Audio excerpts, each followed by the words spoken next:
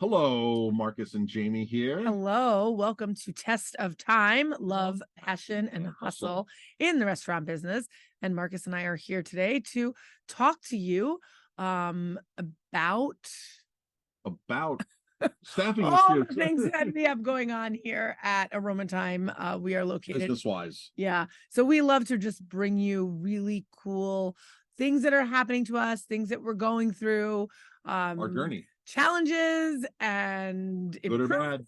and all of that kind of stuff. So good or bad, we try to talk to you about that stuff. So Before we jump into today's show, before we jump in, because this is a continuation of the previous show where we've had staffing issues, and now what have we done to combat them, and what is my new approach, my new mindset, and how is it working? Before we do that, you and I did a speech the other day on gratitude. Yes. To a school.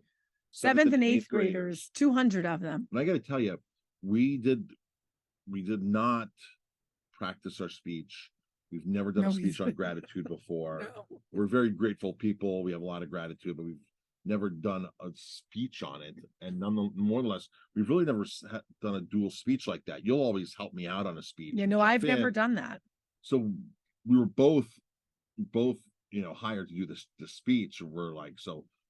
Not hired, just asked. Not to do a speech. So we went back and forth, and it was really a cool experience because I would say something and you'd fill right in. You'd say something, I'd fill right in. So we took turns. We just kind of went back and forth. Yeah, it was kind of cool. It's much more flow than we do in our show here.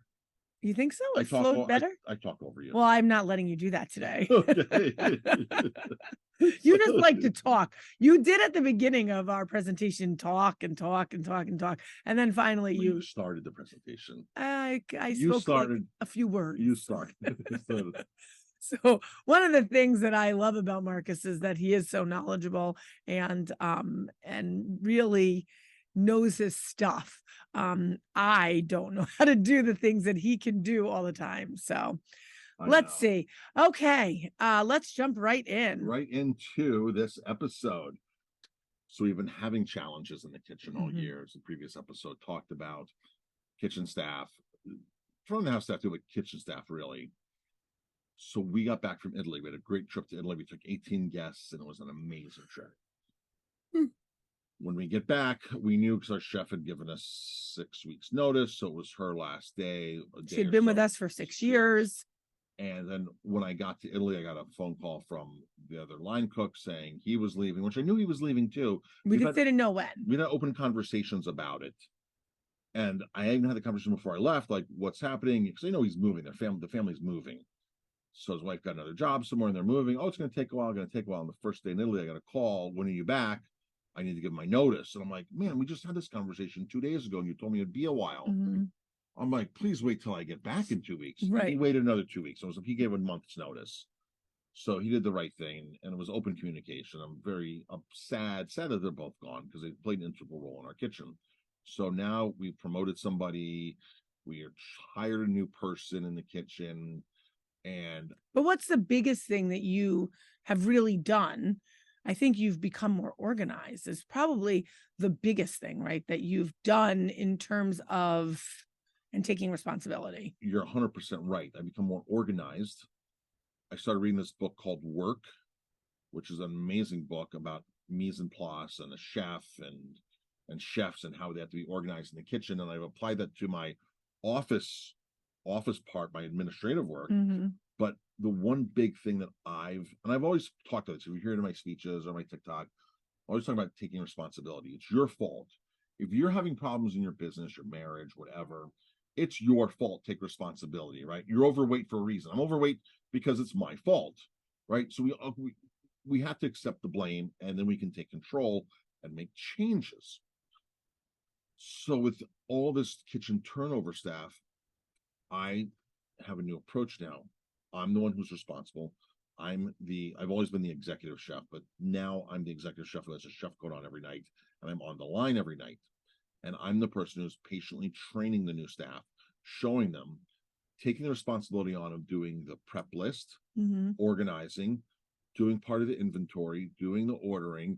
I've taken on more tasks in the kitchen, gladly taken on the tasks, not reluctantly, because in the past I'm like, man, I hire staff to do this. You've always heard me say to people, like, oh, Marcus, like, what do you do? When they say, what do you do? I do as little as possible. And that's not true because I do a lot of administrative I work. would definitely not say that we do little.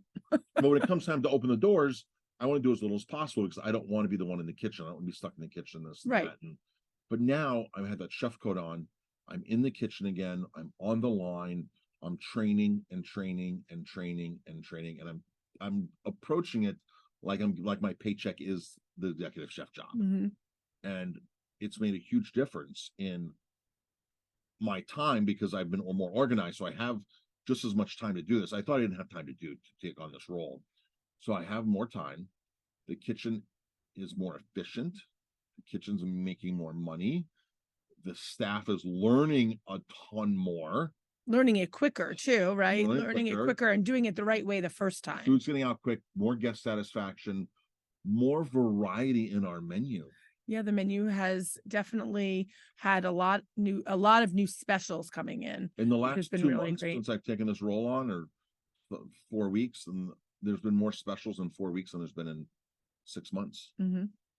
And I feel really good about that because the one thing that I feel really good about in this role is the creativity. The creativity, yeah. The creativity.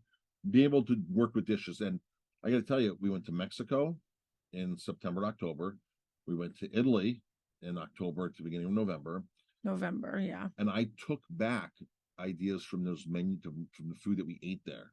I recreated dishes. I've always come back inspired, but I actually recreated dishes that are on the menu that are really authentic dishes from Mexico, authentic dishes from Italy that I'm really super proud of. And I'm like, this is really awesome because that's part of why we travel, is to learn things and get inspired and experience things, different things.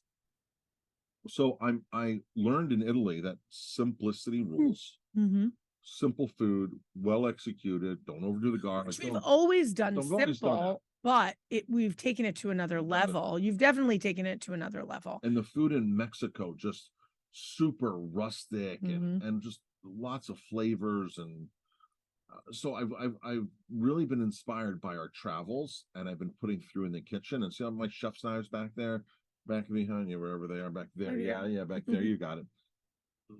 There's now knives in the kitchen on the line, and my knives that people know those are chef's knives are in the kitchen. Those are in.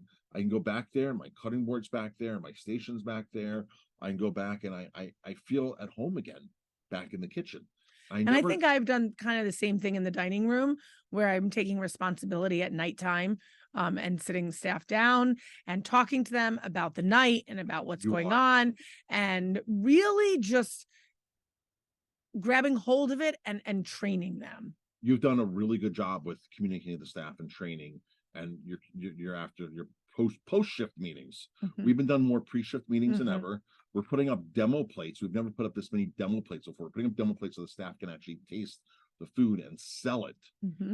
And we're using more and more local produce. We've been a huge fan of local ingredients. But now it's like really like, okay, let's buy butternut squash, let's buy cheese pumpkins, let's buy Hubbard squash, let's buy spaghetti squash, and let's work these all into the menu because they're seasonal. Let's use Romanesco; it's in season right now. Let's use bok choy because it's the winter crop starting, and the food is just like really just like it's transforming and evolving. Yeah, I would say that as well. And I think our staff is appreciating it more, us being hands-on. I've always been very hands-on in the dining room, but seeing you be hands-on, I think is really important for our staff in the kitchen. I think that's really important. Now, it's not my end goal to stay stuck in the kitchen. No, but it's your goal. Stuck in the kitchen now. It's your goal to train them properly so that you don't have to keep retraining. So, what I thought was partially was inspired by this was when we were in Mexico. There's a restaurant that we go in Mexico that I like the chef, I like the food. And you know what restaurant that is? You like the chef and you like the food. We talk to the chef when we go. Oh, in Ensenada? Ensenada. Oh. The Tony. I couldn't think of the name. The Tony's, yeah. Italian guy, small Italian restaurant. He has his chef coat on. He's in the kitchen. He's supervising. He wasn't there this time. He wasn't there. Then he comes out and talks to the tables, and he's out on the floor. And he goes back in and he supervises. And he has to cook if he has to cook. He'll help out. Then he comes back on the floor. I usually wear a sports coat, not a chef coat. Yeah, it's nice to see you in a chef coat. I'm like, you know what? I bought a couple new chef coats. I Yep. got my other old chef coats out, and I said, let's start putting this chef coat on every day again, like I'm the chef of the restaurant, not just the figurehead chef of the restaurant. And I can tell you, it's felt really good. Yeah. Is there anything else that you've noticed that is Ooh. from this? Now, again, I don't want to be stuck in the kitchen. That's not my end game, is to be stuck in the kitchen. My end game is to I've train. noticed your energy level is a little bit higher. You have a lot more energy. Yeah. And you want to do it, and you really want to do it. So I think that's really what I've noticed the most. And I think people really like to see you in your chef coat. You are the face of the restaurant. You are the chef, and people like to see you in that role. You're So, absolutely right. yeah. That was a mistake I've made for years. I Yeah. should have had my chef coat on for years, and I should have been back there jumping in for years, and I just haven't. And But it's nice to lesson see you learned. there. And Lesson learned. and we always learn lessons, and we're always here to evolve and change and do better. Listen, after 20 years, we still love what we do, Right. which is really good. We still love what we do. And a lot of restaurants, you get burnt out after 10 years. And I'll say maybe we're a little burnt out here and there once in a while, but we really provide a good thing, and we want to keep doing that. So going to the Tonys inspired me, because I was like, here's the owner. He doesn't have to cook. Mhm. He's not really cooking, but he still has his chef coat on, and that's the way he presents himself. And I'm Yep. like, when I saw that, I don't think I said it to you at the time, but I saw that. I said, that's the missing element of our restaurant. Yeah. Oh, wow. You didn't say that to me, but Yeah, I said that's the missing awesome. element of our restaurant, is me and my chef's coat, because I am the chef, and so that's the missing element. So I've been very diligent on making sure that chef coat's on. That's good. And I Awesome. got That's a good story. Good. my old clogs out. Yeah. Wearing my old wooden clogs. Nice. All right. So there is some more stories from us about our hustle and bustle here at Aroma Thyme in our restaurant. And for more tips, you can go to restaurantgrowthsecretsuniversity.com, or 50 Mistakes, also known as 50mistakes.com. That'll roll over into our university, which is an amazing online training platform that you work with your staff, you work with your team to build a better team. It's a great system. I can't wait, because I'm speaking in Vegas at the Bar Nightclub Show in the 2024 spring on teams, building teams, and Awesome. working with teams. And that platform we developed has been a huge benefit to us over the last year or so about building our team. So go check that out, restaurantgrowthsecretsuniversity.com. And that's it for now, folks. All right. Have a great day. Catch us soon.